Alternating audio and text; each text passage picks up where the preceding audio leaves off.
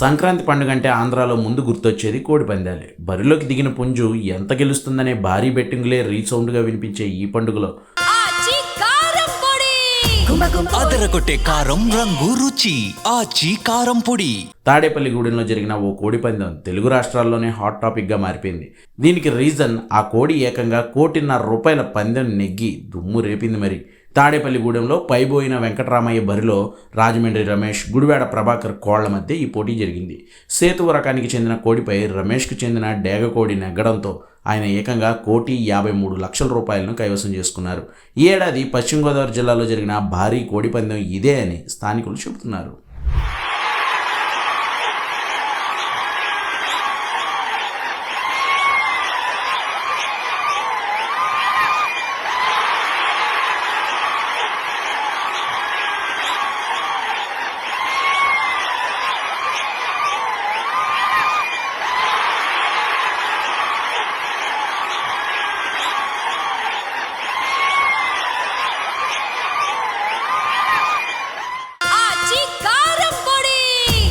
అదరగొట్టే కారం రంగు రుచి ఆచి కారం పొడి.